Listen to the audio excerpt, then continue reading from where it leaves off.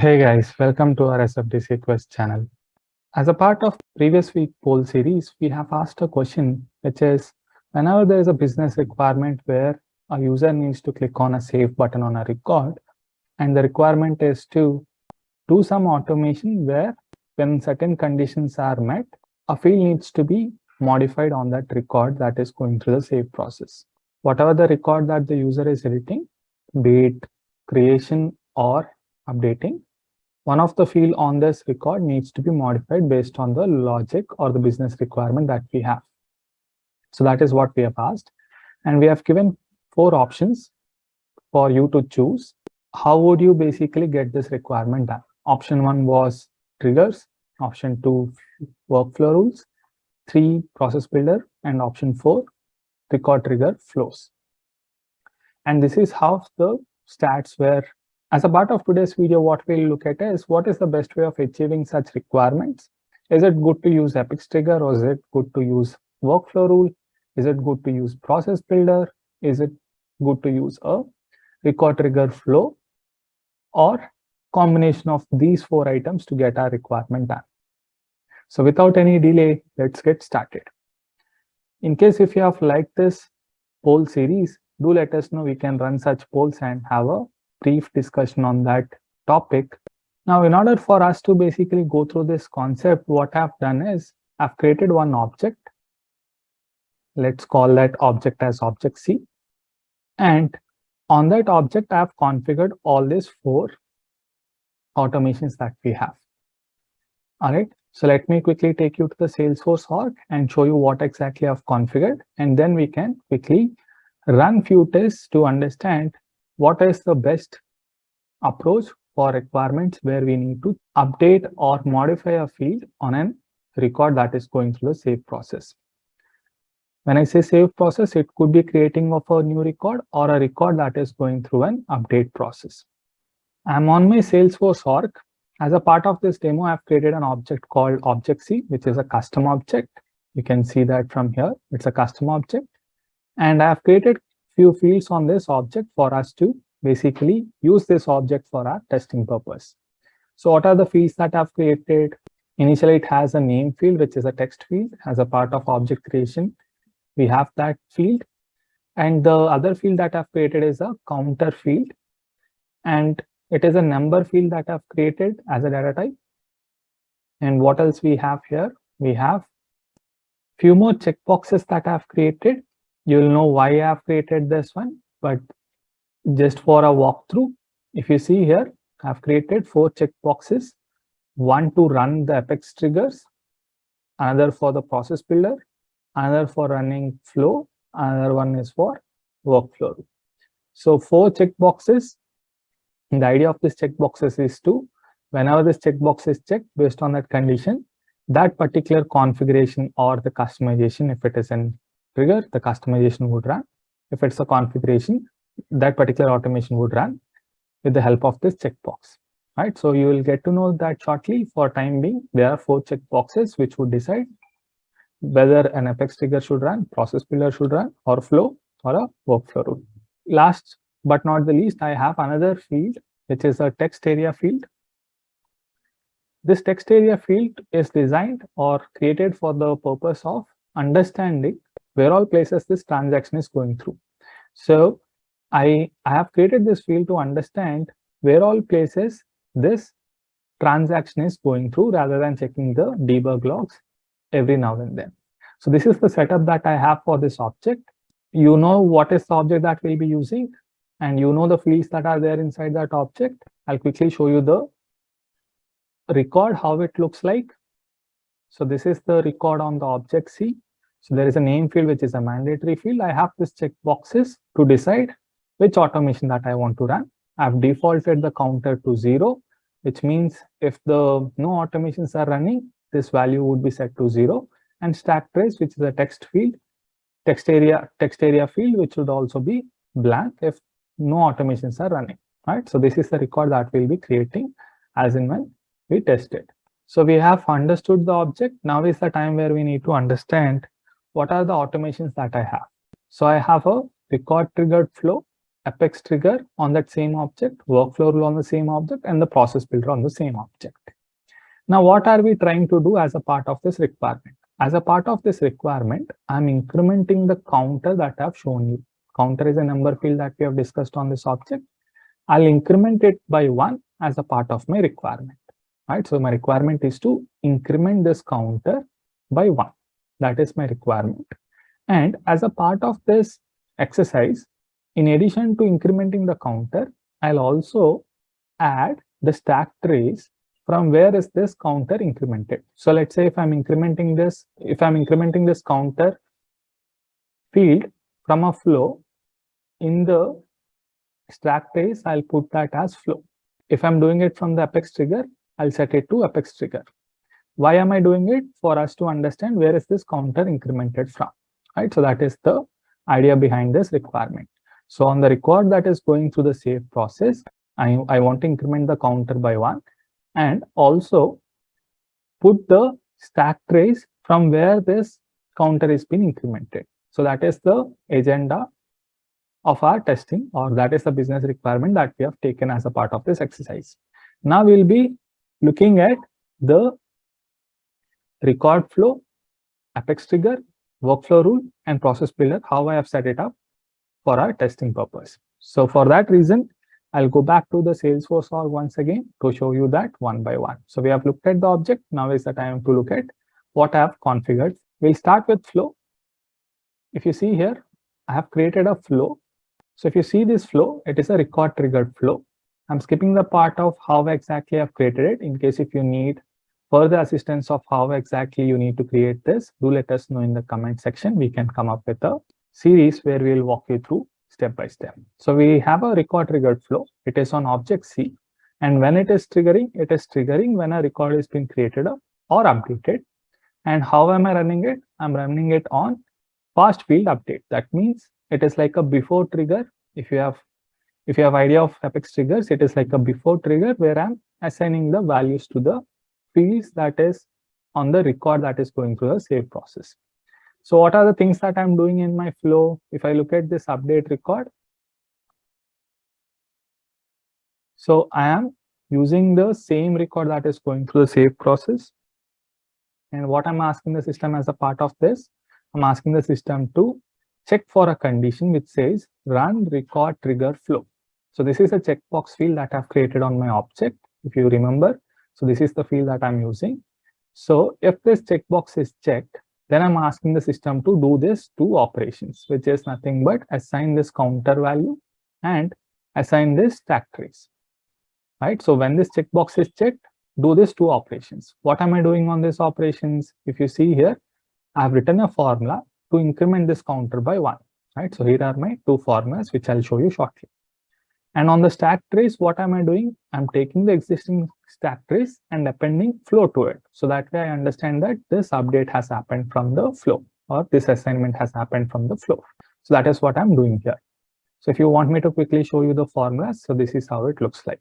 I'm taking the counter field and I'm adding 1 to it. Right? For the formula field of the stack trace, if you see there is a stack trace and I'm appending flow to it. Right? So these are the two formulas that I'm using to get my job done. So this flow is active, right? So this flow is active and I'm controlling whether this flow should actually run this logic that I've written of assignment of this counter and the stack trace using that checkbox field that I've talked about earlier, which is this one. If this checkbox is checked on the record, if I check this checkbox, that is where system would start executing the logic that I have on the flow, right? So the flow would always run, but depending on whether this checkbox is checked or not, it would decide whether it should assign that logic or not. That is what we have on the flow part. Moving on to the apex triggers, what I have here. Again, apex trigger on object C, status is active. Same logic, I'm iterating over the list of new records that are going through the save process. So if this checkbox called apex trigger that I've created earlier on the object, which is this one, if this checkbox is checked on the record, that is where this condition would be set to true. These two operations would be executed. What are those operations? One, I'm taking the value of the counter and adding 1 to it. And on the second part, I'm taking the stack trace that is there already on the field and assigning before insert trigger, because this logic is for before insert. I'm doing the same thing for update. So inside the before context, I'm using the update section also, where I'm asking the system to do the same thing. If this checkbox is checked, append 1 to it and set this stack trace in addition to what has already been there with a before update trigger. So what am I doing here in short is like I'm appending the counter and the stack trace. If it has been updated from the insert section, it would have before insert in the stack trace. If it is updated from the before update section, it would have before update trigger in the stack trace, right? So that is what I have on the triggers, right? So in the after update, I'm not assigning anything. I'm just printing the debug statement, which says inside after trigger on object C, right? So this we can ignore for now. Our idea is to basically look on the before trigger, so that way we would better understand what is the best tool that we can use. That is on the Apex triggers. Moving on to the workflow rule. Again, the workflow rule which says increment counter, it is on object C. This is the evaluation criteria. Evaluate this rule when the record is created and anytime it is subsequently edited to meet the criteria is my evaluation criteria. And the rule criteria is when I should run this workflow rule, it should be run when this workflow rule field equals true. Where is this workflow rule field? We have created another checkbox which is for deciding whether the workflow rule needs to be executed, which is run workflow rule, which is this field. I'm asking the system if this checkbox is true, then go ahead and do the two operations that we have talked about. One is appending the stack trace, the other one is incrementing the counter by 1. Right, so the same operation that I have done in my flow and the triggers. So if you see counter I am taking, we are updating the counter field. How we are updating? Taking the existing value and appending 1 to it. Similarly, we are doing the same thing for our stack trace also. So in order to understand for us if it has been done from a workflow rule or not, for the existing stack trace, I'm appending workflow rule to it, so that way I understand, okay, this update has happened or this assignment has happened from the workflow rule, right? Nothing different, but the same thing that we have done for the flow and the Apex triggers, I have to configure the same thing in your workflow rule. Last but not the least, we have our process builders. Yes, I know workflow rule and process builders are getting deprecated, but for us to understand this concept better, we'll use them and understand what if there are certain workflow rules or the process builders that are there in the org, what would be the scenarios what we were trying to replicate. So if you understand the testing that we are going to do, it is nothing but the real-time scenario that you will be facing when a requirement that has been given to you, right? How would you basically go ahead and get your requirement done is what we are testing here. So I'll walk you through the process builder also. It is on object C, which is the same thing. And for this process builder to run, I've set a condition saying that if this run process builder checkbox on this object is set to true, that is where this process builder would run. And what it is doing two updates. The action that I'm doing is an update. What are the two fields that I'm updating? One is the counter. How am I doing it? I'm taking the counter field on the record and appending 1 to it. Same as the stack trace, I'm taking the existing value on the stack trace and appending process builder to it. So this is also active. That means all our 4 automations, which is flow, Apex trigger, workflow rule, and process builder, all set to active, and they are decided if this checkbox on this record has been enabled or not. So now the setup is done. What we have done as a part of our setup is we have understood the object that we'll be using for our testing, which is object C. We have looked at the fields that we'll be using. And using those fields, we were setting up some conditions on the flow, trigger, workflow rule, and process builder. Now, what exactly is left out?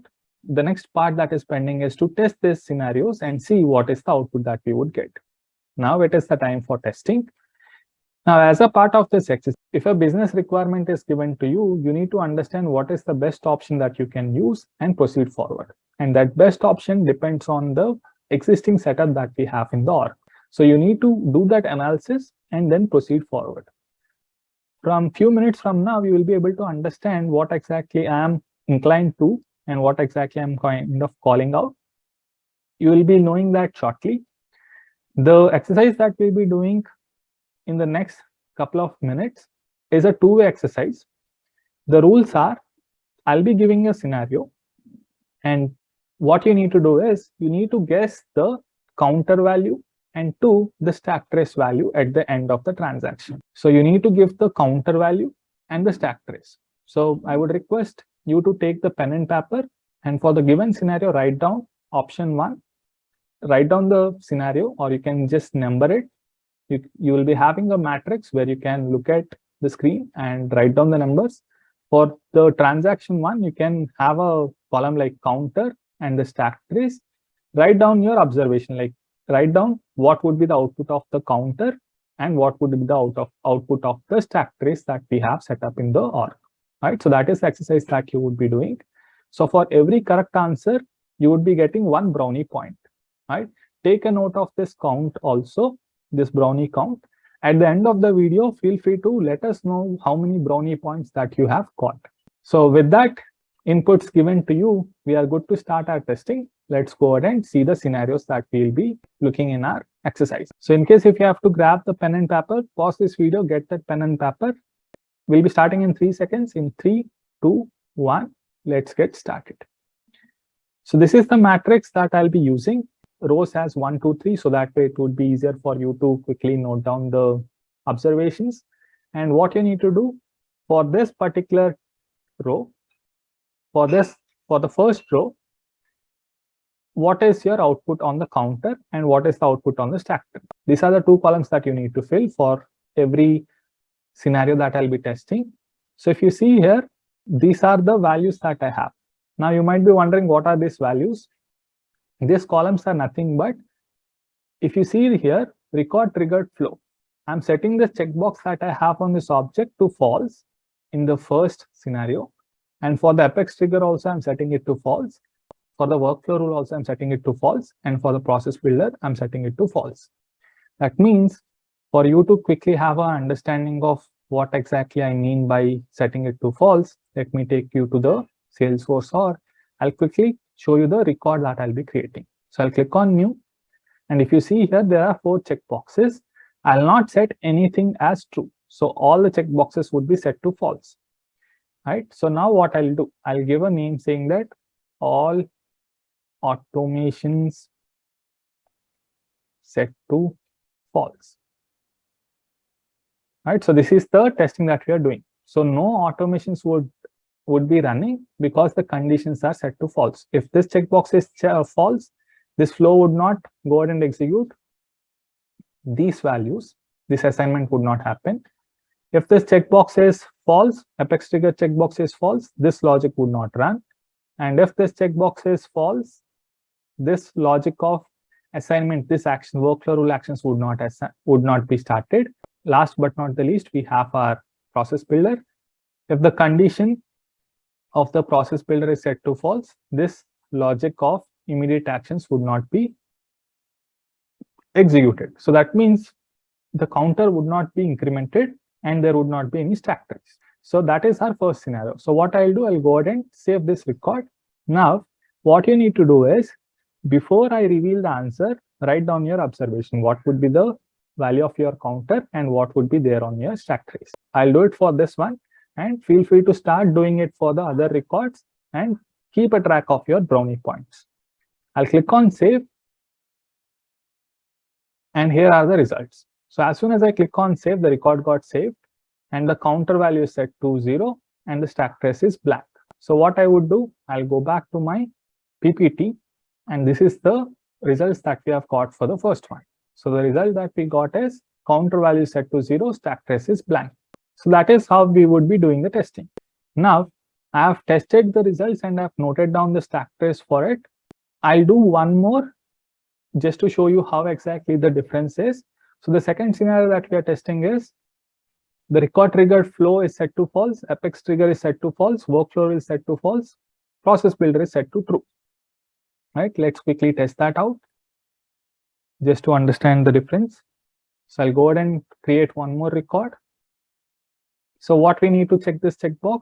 So as per the scenario, we are testing this value set to false, apex trigger set to false, workflow rule set to false, and process builder set to true. So that means I'm checking this checkbox here and I'm saving the results. So I'll say process builder active, or I'll say process builder run, just to understand that it is running, right? So I'm not touching the counter value here. It is still set to 0 and the stack trace is set to blank, and I'll click on save. So what would happen now? Feel free to pause the video, write down your observations, and also keep a track of your brownie points. I'll click on save. Let's look at the results. So if you see the results for the process builder run that we have created, the counter got incremented by 1 and the stack trace is set to process builder, right? So let's go back to our PPT, and if your answer is correct, increment your brownie points. So you can have another column if you want, brownie points, and if the answer that you have guessed is true, put 1 here or else put 0. Accordingly, at the end, you can count the number of brownie points that you have got. So now what are the results that we have observed for this one? So the results are, if the process builder is set to true, the counter got incremented by 1 and the stack trace is set to process builder, right? So that is how I will be testing it. Now look at the third record or the third scenario that we have. So this is scenario 1, scenario 2, scenario 3. What are the results that we would get for scenario 3? Feel free to guess it. We are setting the workflow rule to true. Since I have the answers, I'm revealing it. Give it a thought and write down your answer. So since the only workflow rule set to true, rest all set to false, the counter would be set to 1 and the value that I have on the stack trace is workflow rule. So remember, every time I'm creating a new record, I'm not editing an existing record. So every record, every test that I'm doing here is a new record, right? Feel free to kind of keep that in mind, so that way it would be easier for you to follow. Now, scenario number 4. Pause the video, think about it, and write down your answer. So this time we are setting the workflow rule and the process builder to true. Now, how much would be the counter value here? So feel free to give it a try, and the answer is 2. And this is how the stack trace would be. Since the workflow rule is also updating the counter and the process builder is also updating the counter, you see the value as 2, and same is being tracked in your stack trace, workflow rule and the process builder. I hope you are following so far. And if you have any confusions, feel free to set up the same thing in your org and feel free to give it a try. That would help you understand how exactly it would behave. For time being, I'm moving on to the next one. Scenario 5. This time I'm setting only the apex triggers to true, rest all are set to false. If you see, I'm rounding the value that is set to true and rest all are set to false. So that way you can understand which is active at the current point of time, right? On scenario number 5, I have the apex trigger active and rest all set to false. Now what would be the value? So the value would be set to 1, the counter would be set to 1, and what is the stack trace? Since I'm doing an insert every time, it is incremented only once, and this value is set to before insert trigger, right? If you remember the trigger section, so I have a code for insert and update. This time this piece is been running because this value is set to true, this value is set to true. That is why only this counter is incremented and the value is set to before insert trigger, right? So that is what we have so far. Scenario 6. What is true now? I have trigger active, I have process builder active. Now comes the interesting question. Feel free to give it a thought and put down your answer before I reveal it. So I have the apex trigger active, I have the process builder active. Now what is the count here? Think carefully and let us know. And here is the result that I've got. The counter value is showing as 3, and I have, now why is it recorded as 3? And if you look at the stack trace, it gives you an understanding. So we have the triggers active, so it runs in the before context first, and then it is going to the process builder, and again it is going through an update trigger on the same object. So here it is incremented by 1, so those initial value is 0, so then it is set to 1, So 1 is being taken by this process and it has been set to 2. And that 2 is taken by this update trigger and it is set to 3. That is why you are seeing this value as 3. Now, why is this happening? So the answer to that is your order of execution of your. So if you see here, the order of execution says whenever the process or your flow executes a DML, then the affected record goes to the save process. So that is the reason why, even though your before trigger executes first, followed by your process builder in the order of execution, the record that is going through the save process, whenever the process builder updates that record or does a DML operation, the entire record goes to the save process. So again, the record goes to the save process, and this time in an update mode. That is why the before update trigger is running and it is incrementing the record the third time. So that is why you're seeing the counter as 3 instead of 2. So that is one point that you need to understand. Whenever the process builder starts executing, whenever there is a DML operation, the record goes through an update process, and that is why your update triggers also would run. And we are expecting the value as 2, but the value turned out to be 3. And we have discussed why is it so. Now we'll move on to the 7th record. So on the 7th record, what we have Apex triggers and the workflow rules active. Let us know what exactly is the counter value and what would be the stack trace. I'll quickly reveal the answer. By now you have understood what exactly you need to consider. Here also the answer is 3. Again, same story. Your before insert is incrementing once and your workflow rule is incrementing the second time. And since the workflow rule is executed, again the record goes through the save process. Only this time, whenever there is a workflow rule, only your before trigger and after triggers would run. So that is why if you see here, an update is also happening. Update trigger is also running, which is incrementing by 1. So where is the answer to it? Again, your order of execution is the answer to it. So if there is a workflow rule which is updating your record, so point number C basically calls out the same thing. Execute before update triggers and after update triggers, regardless of the record operation, insert or update, one more time, but only one more time. So whenever there is a workflow rule field update that has been executed, it updates the record again. What would be checked? Your system runs the system validations again. No custom rules or the duplication rules would not be run again, but your update triggers would run only once. That means whenever the record is being updated from your workflow rule field update, your record basically goes to from the update triggers, be it your before trigger and after trigger. So that is why we see the count as 3. Where is the answer to this one and how is it set to 3? Because of the order of execution. Now 8th record, what has been set to true? We have set the apex trigger to true, workflow rule to true, and process builder to true. Now comes the interesting scenario. What would be the value of your counter? Feel free to give it a try. Think of your order of execution and think about these 2 scenarios that we have discussed so far. And the answer is 5. So how is that set to 5? So initially your insert trigger would run, which is set to 1. Your workflow rule would be setting it to 1. And your update trigger, since the workflow rule executed, it is running the update triggers in this scenario, which is set to 1. Now the process builder starts executing.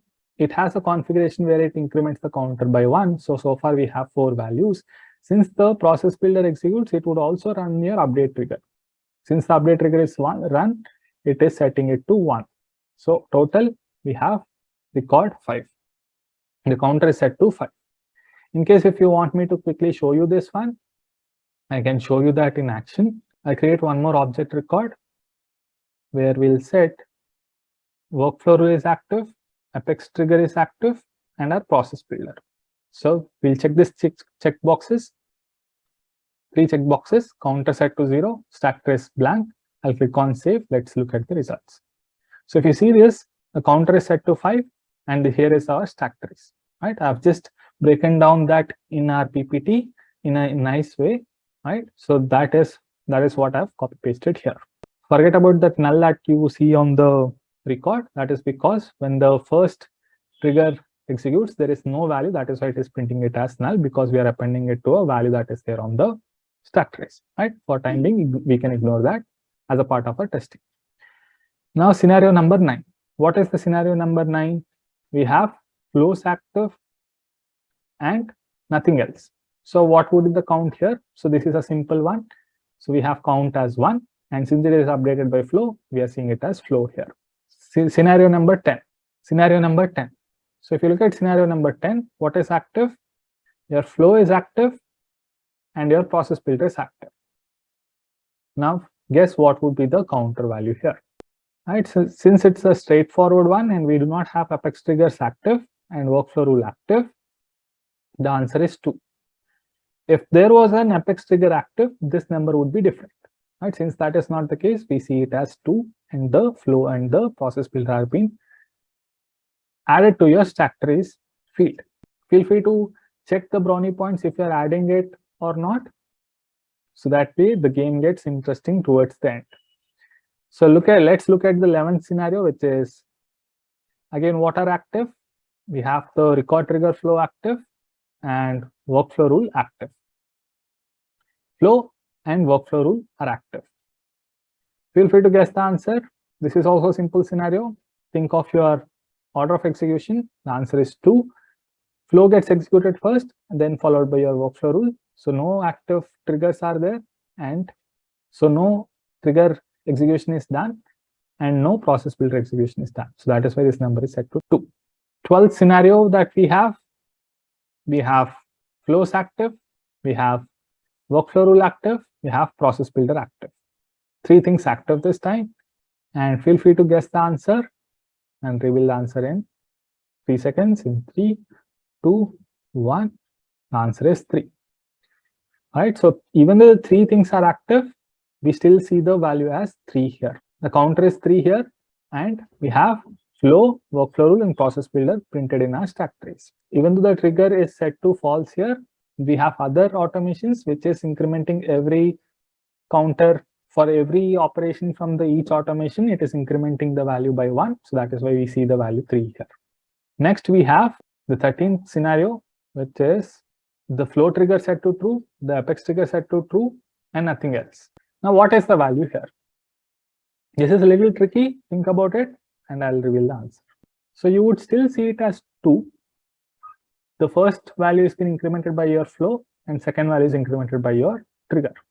Now, why is it so? Again, the answer is your order of execution. If we go back to our order of execution, it says your before triggers of your flow would be executed before your actual triggers. So if you see, point number 3 talks about the record triggered flow that are configured to run before the record is being saved. That is our flow that we have configured, followed by your triggers. So there are no updates on these triggers, just we are assigning the value of the counter and the stack trace in our trigger. So that is why there is no recursion or there is no execution of this before flows or anything in the system again. So we do not have the process builder or a workflow rule, which is basically taking the record to the entire save process once more. We have our 14th scenario, which is this one. What we have here, we have record triggered flow active, we have apex triggers active, and we have process builder active. Now, what would be the counter value in this transaction? Let's quickly check that out. Feel free to give it a try and write down your brownie points. The answer is 4 here. The reason being, first the flow executes and it increments by 1, followed by your trigger. The process builder increments the record by 1 and it takes the record to the save process once more. So that is why your update trigger gets executed and which would be incremented by 1. So this total value is 4. That is why you see the counter as 4 here. Now we are reaching out to the last 2 values, which is 15 and 16 are left out. On 15, we have the record triggered flow active, the apex trigger active, workflow rule active.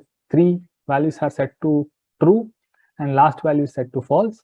Now what would be the value? If you see this comparison, it is pretty much similar to what we have on record number 14. By now, you might have got the hint and you have the answer handy. The answer is 4 here. By now, you might have understood. Flow would be incremented by 1. Trigger would be incremented by 1, incrementing the value by 1, and the workflow rule incremented by 1, and the update trigger would run because of the workflow rule field update that we have. Update trigger would run once, and that is why it is adding up to the value 4. Now, last but not the least scenario, feel free to take a moment and understand what would be the final output for your 16th transaction that we are doing, which is all values set to true. What would be the output here? You can take the understanding from the previous discussion that we had and feel free to fill in this column and we can check the results. So if you see here, the value would be set to 6. The reason being all things are active here. Your flow would be incrementing the value by 1, followed by your trigger, followed by your workflow. So this is something that we know because these three things are active. Why the workflow rule gets executed first? As the order of execution, your flows before triggered flows would execute first, followed by your before triggers, then your after triggers would work, then followed by your workflow rules, followed by your process builders. So this is the order of execution. So if you see here, the flow gets executed once, that is what we see, and your before triggers for insert would be executed since we are doing an insert record.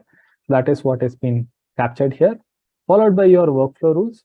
So I have not configured anything on my after triggers, just a debug log. We can ignore it for now. And if you see, your after update triggers would run. Once that is completed, your process builder starts executing that record. That is why you see the process builder here, followed by your process builder doing that record once more. So that is why your before update triggers are also run and it increments that value by 1. So that is what has happened here, right? So that is why you see this value as 6. If you see this exercise based on the setup that I have, these are the values that I've got. So if you see this entire exercise, the idea behind letting you know is not the comparison of what is the best option that you need to do, but the best option depends on what is already been configured in the system and what are you planning to do with that particular operation in the near future. So let's say I already have a before trigger active and I am writing a process builder to update my value. So where is that scenario? Here is my scenario, right? So if you see this line, if there is already a trigger and my requirement is to just increment the counter by 1, now what would happen? Even though I configure something on my process builder, again my triggers are executed. So insert trigger would run and update trigger would run. What is happening because of this? The resource time or the time and the resource that are given to you within the transaction are wasted. There is no hard and fast rule that you should not write an update on your process builder till the time it is active. You can go ahead and write it. But what is happening? Unnecessarily, your triggers are running and your process builder is again triggering an update on your record, which is consuming the extra code that has been written, or it would execute all the lines of code that is there in your update. So which is not needed. So the best way to understand what needs to be written and where needs to be written depends on what is the setup that you have on the org. As a best practice, if there is a trigger, you can go ahead and write your logic of updating that record or assigning a value to a record for the logic that you have based on the business requirement. You can go ahead and write it in your trigger. If there is a chance for you to go ahead and say that this modification that I have on the Apex triggers are independent of the update or the assignment that I'm doing in my flow, you can go ahead and write it in your before record triggered flow, right? So these are the two best options because it would not trigger the save process once more, right? So if you are going with your workflow rule or your process builder, your update triggers would run and hence the values that you would get would be little different. So by now you might have understood what is the best way to modify a record that is going through a save process. It is always recommended to put that in your before context triggers or before triggered flow rather than writing it in your workflow rule or your process builder. There is no hard and fast rule that you should not do it, but it would only consume the extra resources that are given to you as a part of this transaction that you are. So that is the end of the video. Hope you have liked it. In case if you have liked this video, do like, share and subscribe. And I would like to hugely thank the people who are following us so far. And we would continue to keep up the work that we are doing. Just subscribing that button would really boost us and help us going forward in this journey with the help of your support. In case if you have any suggestions or any kind of a technical doubts that you wanted us to cover, feel free to let us know and we'll come up with that video as soon as possible. That is all for this class. Bye for now, and we'll meet in the next week, Saturday, 6 p.m. IST. Feel free to click the bell icon so that way you get the notifications. In case if you have not done it, feel free to check out our channel on Saturdays, 6 p.m. IST for the new videos every week. Hey guys, if you like this video, do like, share and subscribe to SFTC Quest.